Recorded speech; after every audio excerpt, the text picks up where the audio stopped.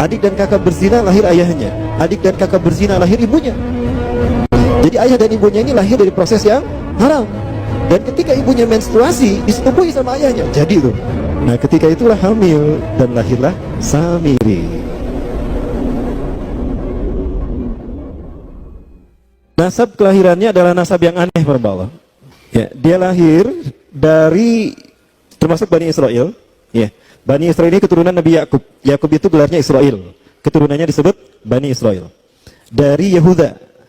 Yehuda ini adalah anak laki-laki dari istri pertama Nabi Yakub alaihissalam.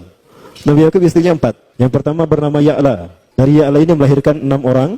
Salah satunya bernama Yehuda dan Lewi. Lewi melahirkan Nabi Musa alaihissalam.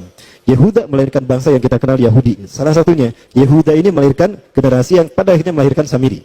Kalau Rahil istri yang kedua, dan ini istri yang paling dicintai oleh Nabi Yakub, melahirkan 2 anak, Bunyamin dan Nabi Yusuf. Nabi Yusuf dan Bunyamin.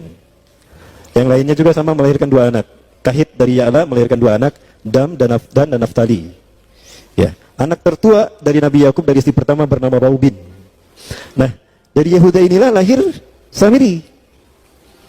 Nah, ayah dan ibunya, kakek dan nenek Samiri ini adalah para penyembah berhala. Karena Samiroh saat itu terkenal penyembah berhala.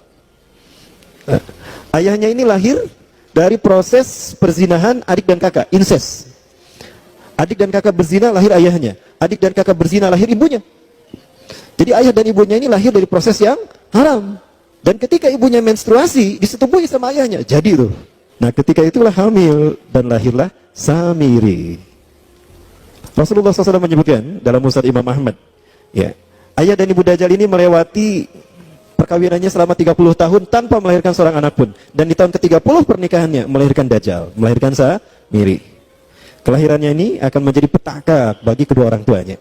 Dia adalah orang yang paling sedikit manfaatnya dan paling banyak keburukannya bagi manusia, terutama bagi kedua orang tuanya. Bahkan ketika dia lahir, alam semesta menolak kelahirannya. Dordar gelap, hujan badai, petir. Itu terjadi di malam di mana Samiri dilahirkan. Seolah-olah alam menolak kehadirannya. Ya, seolah-olah alam menolak kehadirannya. Sejak lahir sampai usia 5 tahun dia tidak netek sama ibunya. Kebayang, 5 tahun air susu ASI tidak ditetekkan. Itu yang menyebabkan terjadinya kanker payudara. Maka ibunya pun meninggal gara-gara kanker payudara ini. Terbukti apa yang disabdakan Rasulullah. Kelahirannya menjadi petaka bagi kedua orang tuanya. Begitu pula ayahnya. Maka ayahnya menjadi single parent. Di tahun yang kelima, sejak lahir sampai 5 tahun, kenapa dia menetek pada ibunya? Karena kerjanya tidur melulu.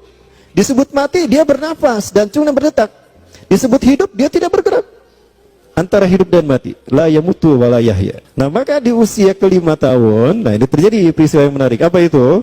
Samiri bangun dari tidurnya di tengah malam dan tidak ada orang yang menyadari Samiri bangun. Dia merangkak dan pindah ke berhala yang terbesar. Nah dia pindah ke pangkuan berhala terbesar, tidur di sana. Dan ternyata ketika berada di berhala terbesar tadi, BAB dan BAK. Ya, buang air kecil dan buang air besar. Besoknya itu adalah hari pemujaan kepada dewa-dewa mereka, bangsa Samirah. Apa yang terjadi? Ketika terjadi ritual pemujaan tadi, maka sang raja yang dipertuhankan oleh kaumnya mencium sesuatu yang tidak enak. Bapaknya Samiri ini adalah tokoh agama paganisnya.